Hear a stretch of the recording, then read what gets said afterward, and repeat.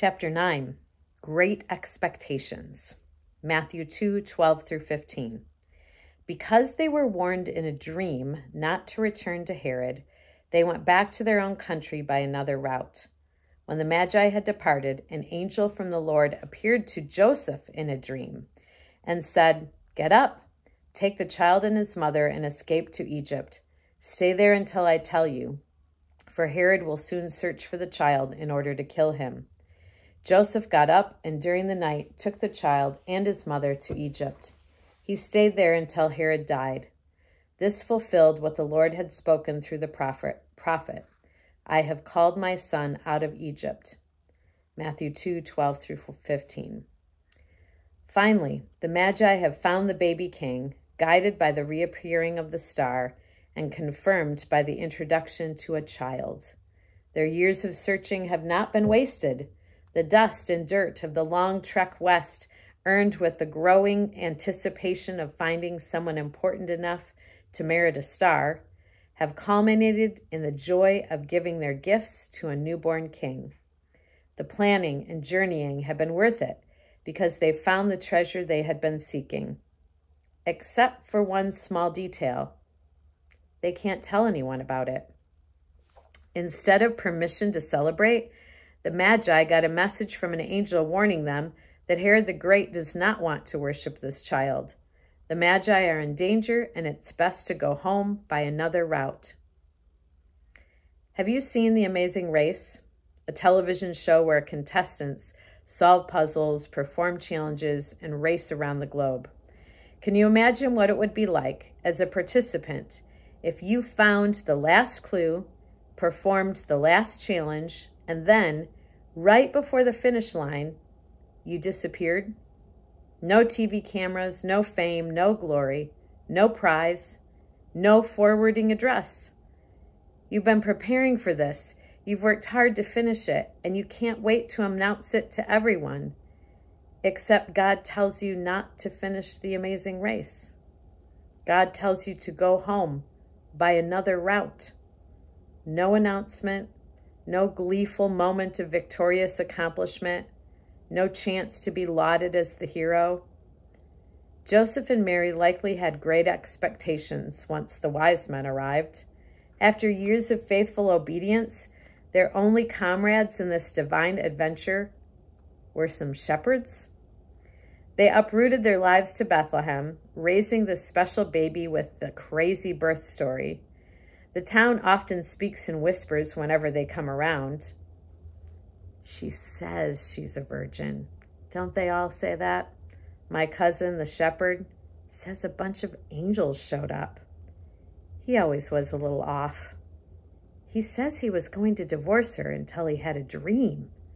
I had a dream of an angel the other night. Of course, I had eaten Great Aunt Martha's pomegranate surprise for dessert.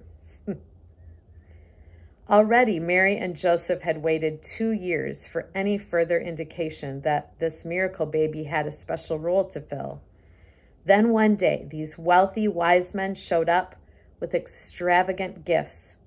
When they bowed in worship, some part of Joseph and Mary must have been relieved. This is it. The angels were real. This is God's plan, and so it begins. The honor and places of importance as the parents of the chosen one will be ours. Then the Magi leave. Then the angel comes back to Joseph and tells him to flee.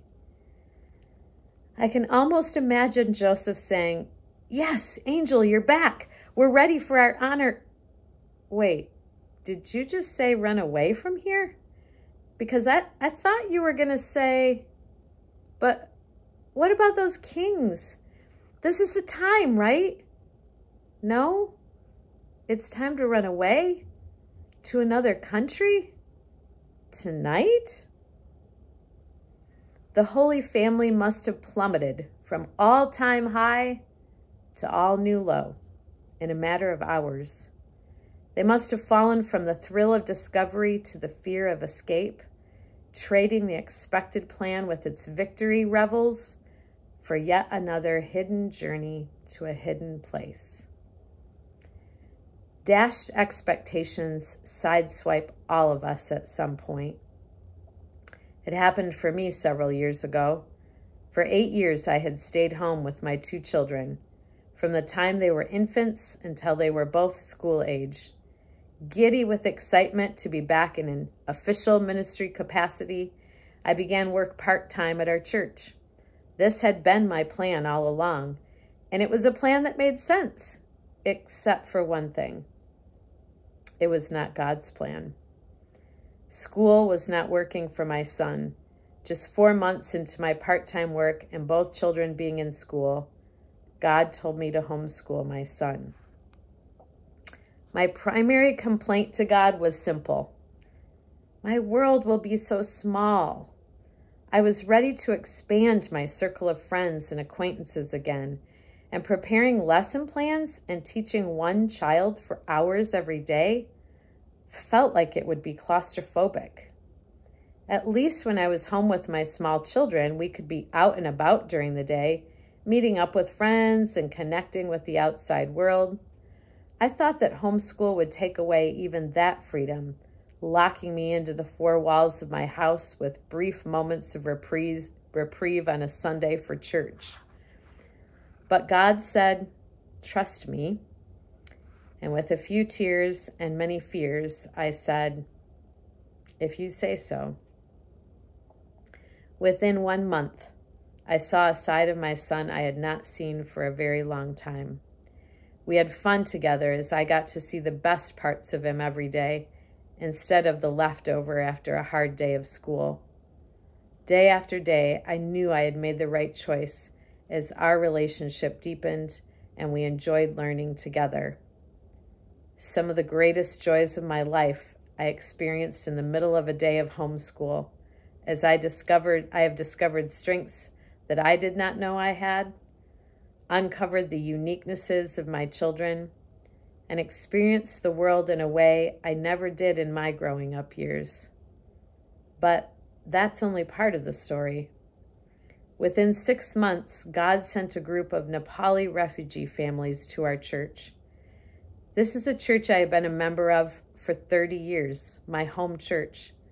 Within a year, our church began a new ministry of teaching English as a second language to our new friends from halfway around the world. Because I did not have other ministry responsibilities, I had the privilege of being one of the first volunteers for this new avenue of connection to our community. My family now has friends from Bhutan, Nepal, Myanmar, Thailand, Congo, and Burundi. We have eaten food we had never heard of, and I now own as many saris as I do dresses. God's way often appears backwards, and even opposite of the logical progression forward. God even leads us to hidden places, away from the action, only to lead us right to a story we never could have imagined. He knows what he's doing. Proverbs 3, 5, and 6 is a truth for all of us. The wise men and Joseph experienced it, and I have too. Trust in the Lord with all your heart. Don't rely on your own intelligence. Know him in all your paths, and he will keep your ways straight. Furthermore, I have discovered that God will make those straight paths into the paths that bring you joy. Take delight in the Lord, and he will give you the desires of your heart, says Psalm 37:4. When we follow God's different way, we find the way that was made right for us from the start. You may be confused about the unexpected path you are currently walking. This is the time to seek God wholeheartedly. Thank him for the detours and trust that he is still at work. Walk the path you're on and ask God to help you let go of the expectations you may have had that do not align with his plan. Start to look around for the joys of this new journey. Look for the people he is bringing across your path and see them as the ones God has called you to love. 3 final thoughts. The Bible is full of examples of people who God took on unexpected detours. Try to compile a short list of the person, what they expected, what they received, and how God used that detour. I'm thinking maybe of Joseph being sold into slavery. There's an example. Can you think of a time that you did not get what you expected? As you look back, can you see a way God has used it for something good? A bonus is to look up Romans 8:28. And third, is there someone around you who is currently on an unexpected detour? Ask God to show you a way that you could encourage them. Closing thought. God's way may look different, but it will lead us right where we need to go.